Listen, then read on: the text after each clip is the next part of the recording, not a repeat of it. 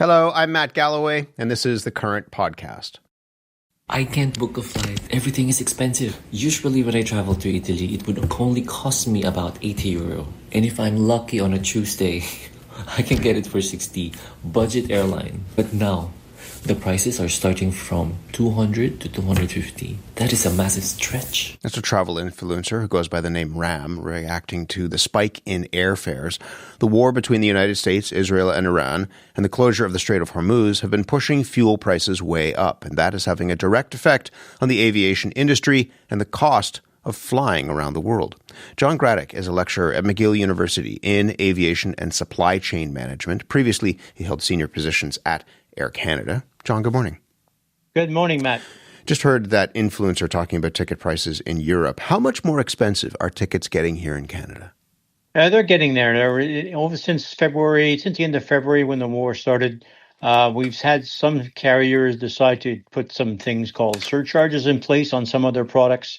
But most of the activity is really on increasing the actual airfare. So you don't really see it on your ticket as a surcharge. You see it as part of your regular airfare charges. Tell me more about that, because WestJet and Air Canada have both added those fuel surcharges, and they're being passed along to customers. What specifically, do we know how much they're charging for the fuel surcharge? Yeah, they are. They've made that public. I think our friends over at WestJet have decided that they would put a surcharge in for people that are using companion tickets on their frequent flyer programs. Mm-hmm. So if you get a companion ticket and you trade in your miles, you'll get an additional charge of $40 associated with fuel. So that's how they're doing it.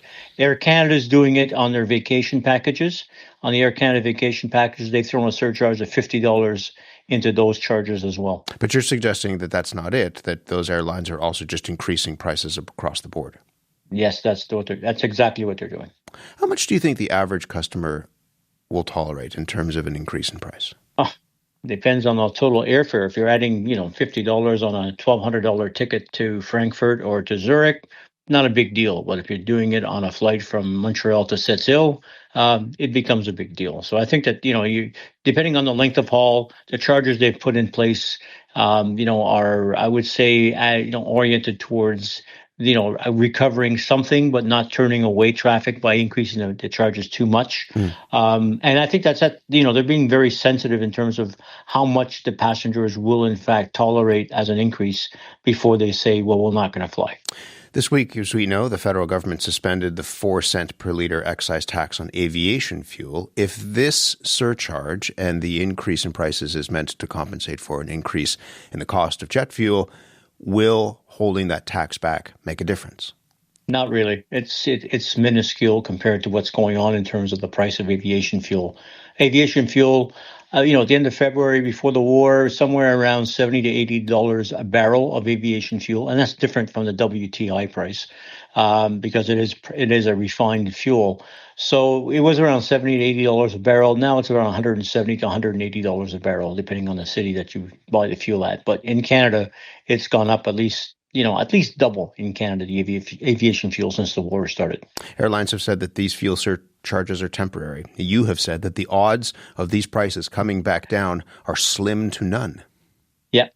Usually, what usually will happen is that specific fuel surcharge that WestJet's put on their companion tickets and Air Canada's vacations has on their packages will probably come down. They'll probably be eliminated. The question is, at what level of fuel pricing are these charges going to be reduced or eliminated? And that's the big question. The days of us going back to the old prices of aviation fuel, I think everybody's kind of got the conclusion that we're not going to see those days for a long, long time. So we're going to be somewhere between what we had in February and what we're seeing now. And we're going to have to decide, the airlines are going to have to decide at what point do they think it's gone down enough to change those surcharges. But the actual fares that are in place in the marketplace as a result of, they're trying to recover fuel costs, those fares are there for a while yet. So we're talking about the cost of fuel. You have said the incoming tsunami is going to be the availability of fuel. Earlier this morning, the head of the International Energy Agency said that Europe has 6 months of jet fuel left, maybe. That sounds bad. It wasn't 6 months, Matt. 6 weeks. Pardon me, 6 weeks of jet fuel left. That's even worse.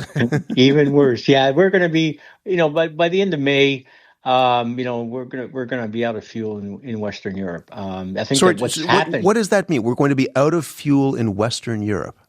Yeah, out of aviation fuel in Western Europe.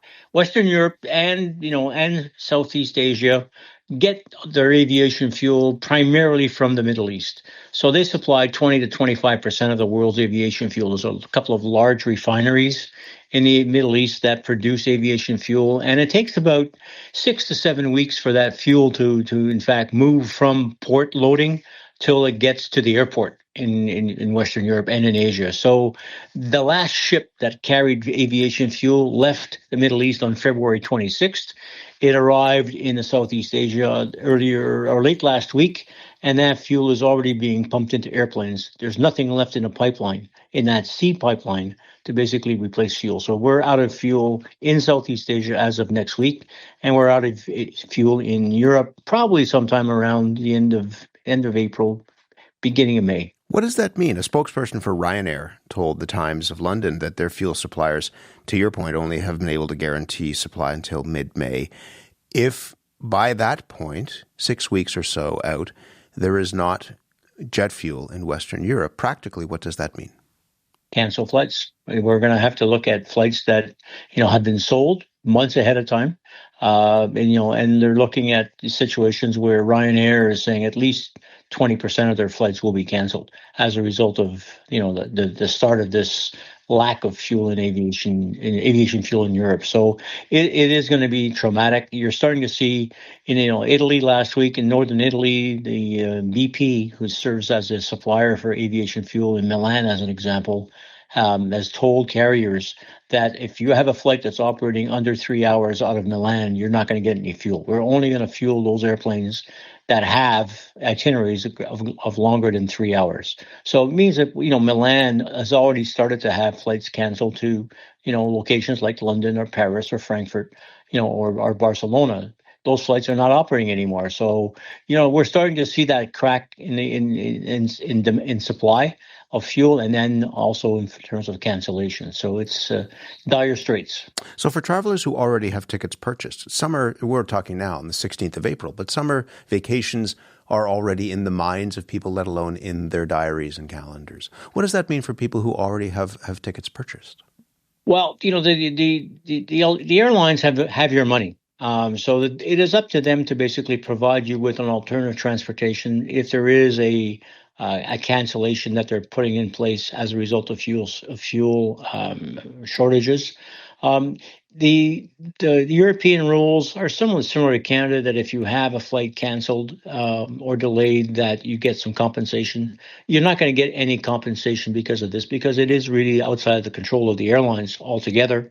So the only thing that you'll do is give you an alternative flight within 48 hours of your original flight, and they'll try to get you to your destination. And if they can't get you to your destination, they will give you a refund. What about here in Canada? We have a huge focus now on people traveling domestically, and you're seeing that in terms of the number of folks who are traveling coast to coast to coast, elbows up. They want to support their own country. How are we doing when it comes to our supply of jet fuel? We're in pretty good shape. 85% of the fuel that we consume in Canada, the aviation fuel we consume in Canada, is in fact refined in Canada. So I think we're in pretty good shape. If there's any airport in Canada that might be in a situation of fuel shortages, it will probably be those airports along the East Coast, and maybe even Montreal, because some of that fuel does come in from the U.S., the refineries on the Northeast coast. So there is a high probability. I would not say high, but there is a probability that they might run out of fuel. They'll have lots of notice to give to passengers at that point in time. But from Montreal west, we're in pretty good shape. We have pipelines that deliver aviation fuel. We have trains that deliver aviation fuel. So we don't have a supply problem. Could we sell some of that fuel to Europe? Would you want to?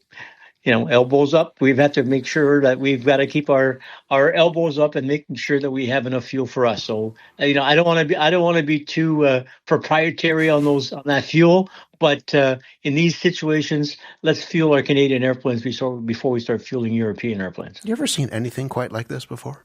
Never. This has been historic. I think that the crises we've gone through in aviation fuel over the last 80 or 90 years have been all price related. So we had bumps in prices. We had, the fuel crisis or the oil crisis back in the 70s. We had situations where we had, the financial crisis in the mid 2000s, and that really affected price. This is the first one that really affects supply. And when you start affecting supply, doesn't matter how much you pay, you're not going to get any because there isn't any to be had.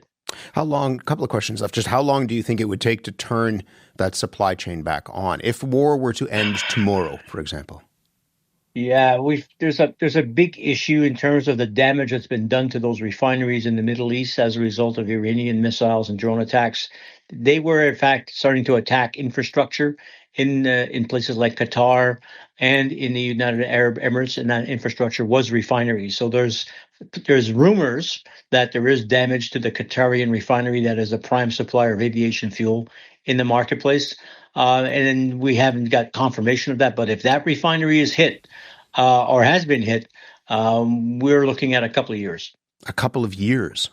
Yep, to fix it and get it back into play because, that's a pretty complicated piece of machinery that we have there, and we don't know the damage. Estimates have been saying that it could be up to a couple of years' worth of shortage of aviation fuel until that refinery comes back online. And to those who might be listening who would say, well, this is an opportunity for us to change how we get around. Just don't fly, that this is a luxury way of traveling and that, it's bad for the environment. There's a long list of things that perhaps people would apply to air travel and just say, well, don't fly. What would you say to them? I think that that's an interesting concept. I think we love to fly. I think Canadians and people worldwide like to experience the fact that they can get anywhere in the world by an airplane in 24 hours. There's no place on earth you can hide from a flight. Antarctica, no problem. You want to go to South America, no problem. So Africa, no problem. And so the issue is, people have wanderlust, and we've had, COVID shut us down for a year and a half, and people, sprang back to flying. So it's going to take, quite a bit of price increases to turn off passengers from flying. That might yet be the case, but I think your point about environmental impact of flying, it is a concern. And the other point is ecotourism. You have places in Europe where you have to start paying. You want to visit the Spanish Steps in Rome, €5. You want to go and visit the Colosseum, €10. You want to go to Barcelona, €15. So, each one of these cities have been, affected by over tourism. And I think that, there is a backlash happening in European and Asian cities with that. You're looking at, charging people for visits. So that might be another deterrent. Turbulence ahead. John, thank you very much. All right, Matt. Have a great day. Take care. John Gradek is a former Air Canada executive and McGill University faculty lecturer, in aviation management, talking about what's happening when it comes to not just the price of flights, but also the supply of the fuel that will get you from point A to point B. This has been The Current Podcast. You can hear our show Monday to Friday on CBC Radio 1 at 8:30 a.m. in all time zones. You can also listen online at cbc.ca/thecurrent or on the CBC Listen app or wherever you get your podcasts. My name is Matt Galloway. Thanks for listening.